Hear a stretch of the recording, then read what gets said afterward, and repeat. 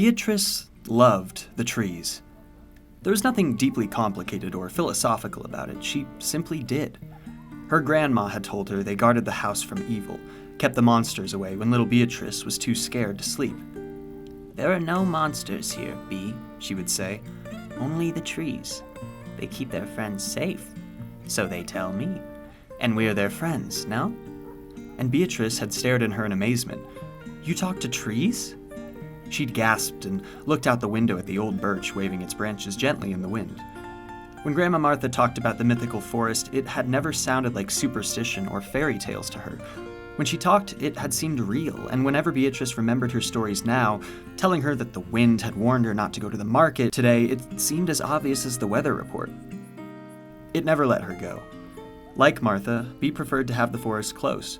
Her whole life had been spent on the countryside. She knew its never-still sounds, its underbrush and canopies teeming with life, the beautiful serenades of birds in early morning and the restless concerts of crickets on long summer nights as the air slowly cooled off.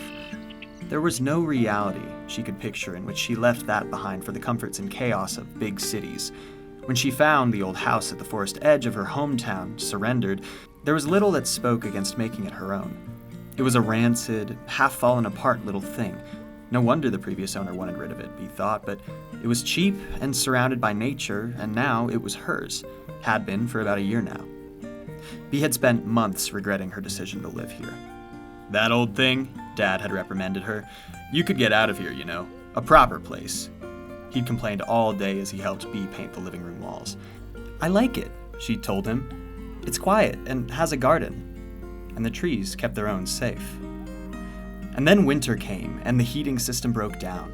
Beatrice spent a week covered in every jacket and blanket she had and warming up water on the stove before asking to stay with her parents until she could fix the damn thing. They didn't say no, of course, but they didn't have to say, "We told you so," for her to get the message. She hated every second of being back in her childhood room, the band posters and seashell collection dusty but undisturbed among everything else. The old birch at the window had been taken down years ago after a particularly heavy storm, and there was no gentle wave to greet her when she entered. She hated the silence at the dinner table, hated her mother doing the dishes with an anger that matched that of an ancient war goddess, hated her dad turning on the sports channel as soon as he came home. Bee wasn't superstitious, but Grandma had been right about one thing. The trees protected her. Not from monsters under the bed, but from the boring, everyday, the ordinary, human imperfections and relationships gone sour. The trees did not care for these things, and where there were trees, these things usually did not follow. She was glad she had work to do these days. She was even more glad when spring and summer came and it stopped freezing. By saving money over the winter, she had managed to get someone to look at the heater and start fixing it. She arrived at the old house in the evening, her red, mud-covered van full with boxes and anything she decided she might need. It took 25 minutes to reach the next town for groceries and work, and the internet connection was basically non-existent, though she didn't mind. It wouldn't have felt right to scroll through Instagram posts for hours on end while the garden and the nights grew thicker. Instead, she could forage for mushrooms or berries or put out food for the wildlife in the cold winter and make a fire. She liked doing that. Stroll through the forest, watch the birds. There was nothing magical about the forest or its inhabitants, of course. She knew that. Magic only existed in Grandma's stories. Nonetheless, the trees seemed to greet her like an old friend as she pulled up next to the house and parked the van. Silence filled her ears as she stopped the motor and got out of the car. It seemed odd to be, but then her ears adjusted and she noticed the birds and crickets and the rustling of leaves, singing their somewhat chaotic song of the forest.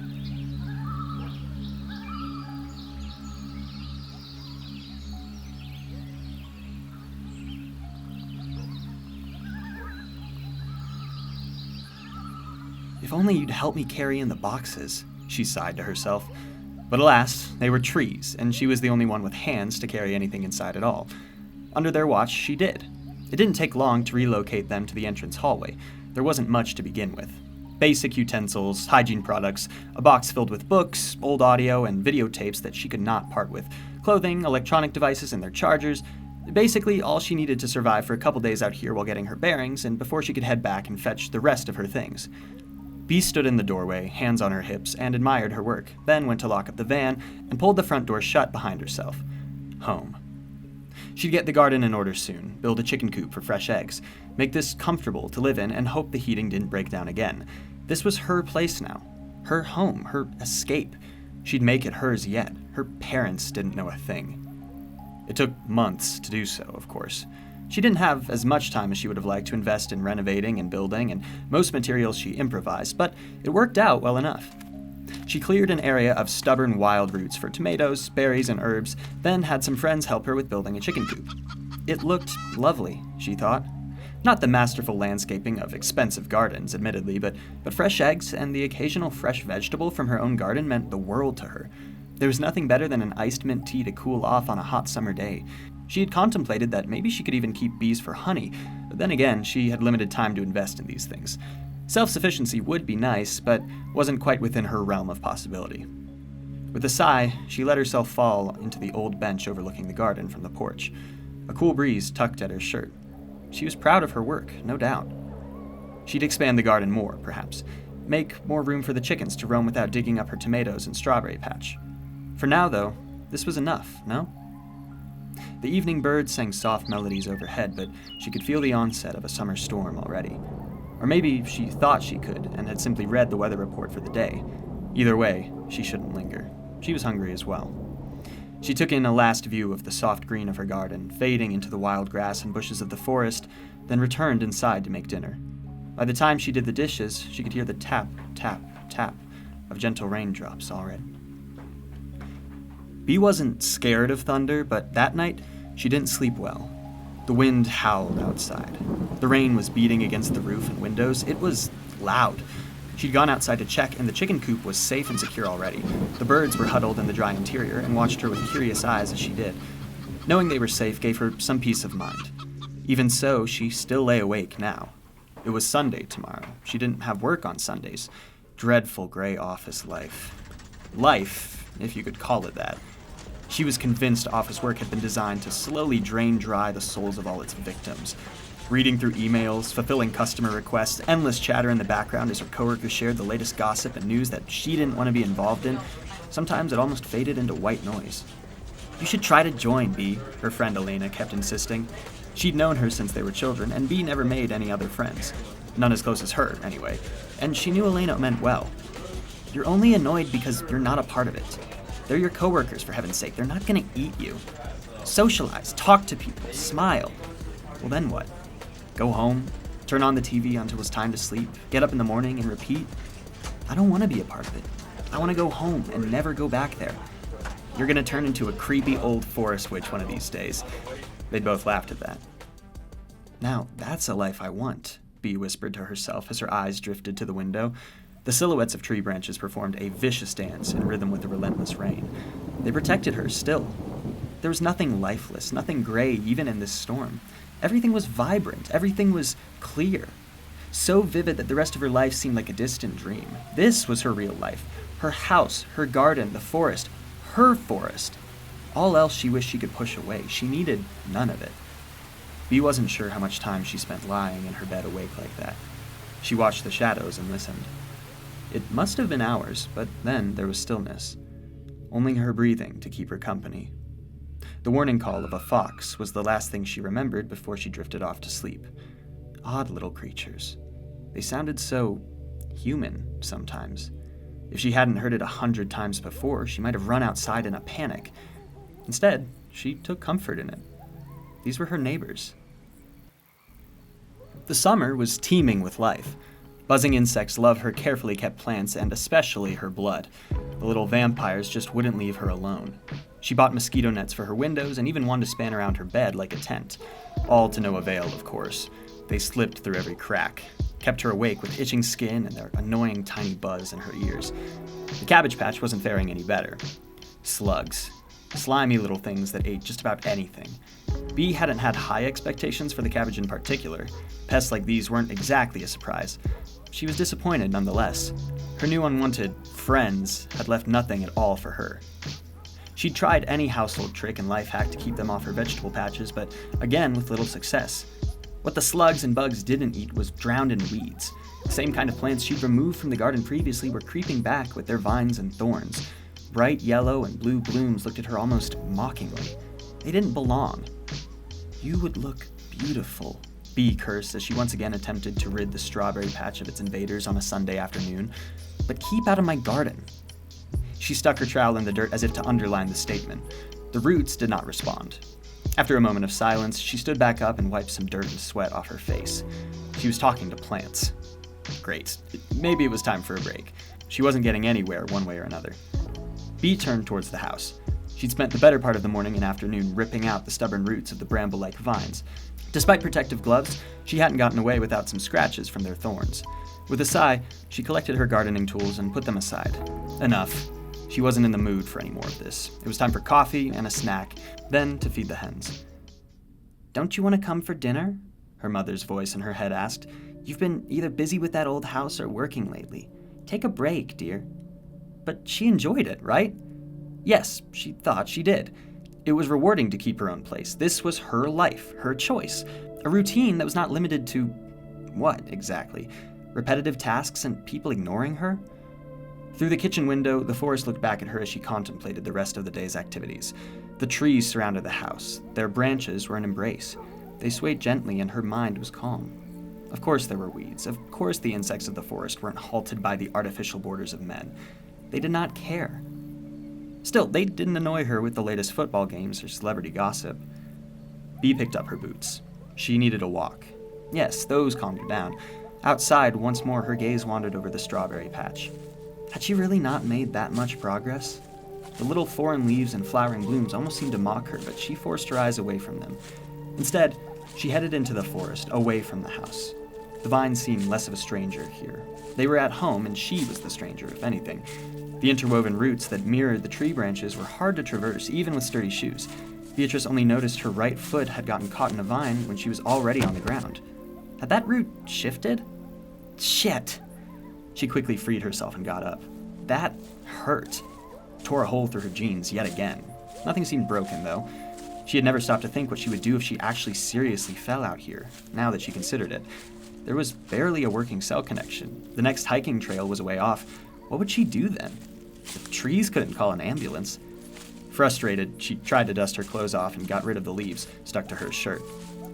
She could put a new patch on her jeans once she was... movement. In the corner of her eye. Not a bird, not a rabbit. She froze. Was someone... No. Bee shook her head. There was nothing watching, surely. Not a soul out here, only her. She turned carefully just in case and scanned the tree line. It was too easy to hide behind one of them. Too easy to blend into the underbrush and leaves. She remained still for seconds, or was it minutes, listening and scanning for another sign of movement. Nothing. "Hello?" she called tentatively. Came the answer as a startled crow took off from a nearby branch. She forced her body to relax. Just a bird, just a crow. "They watch you," Grandma said. "Be kind to them." Beatrice's pulse didn't slow until the house was back in sight, until the shade lifted and she stepped up next to it. Had she been running? Her wheezing breath told her that she had. She got inside and shut the door behind her. What was happening?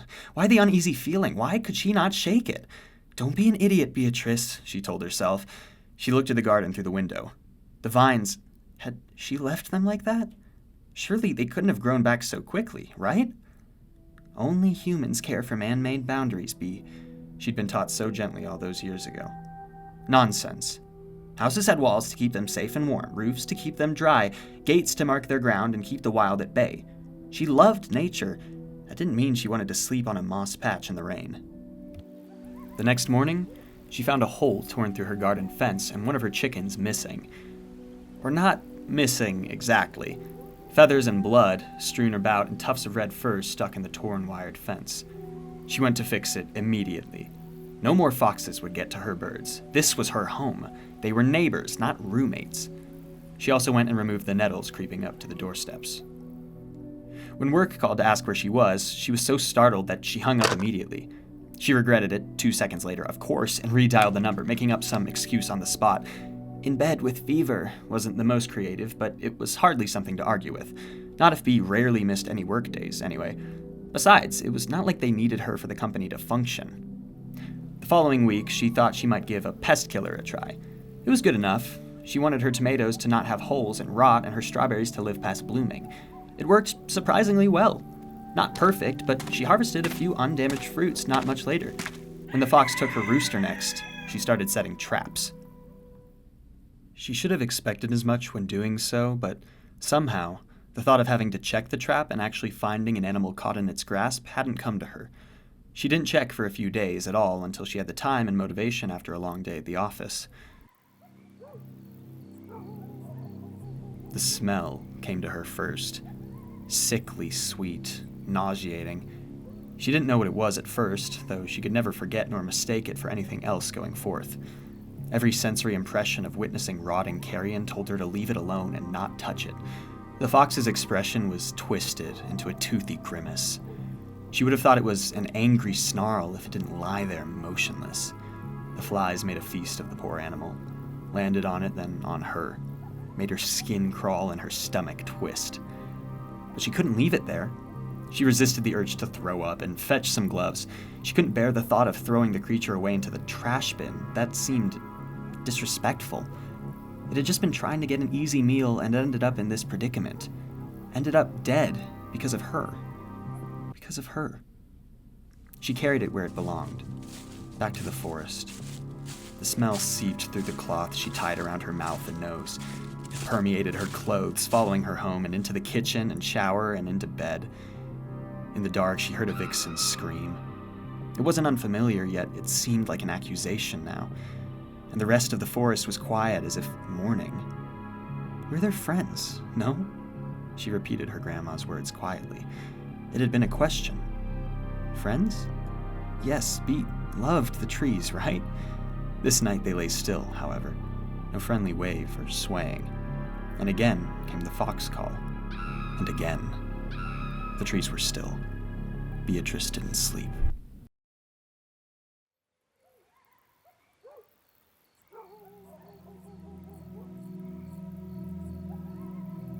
Her remaining hens disappeared one by one on the following days.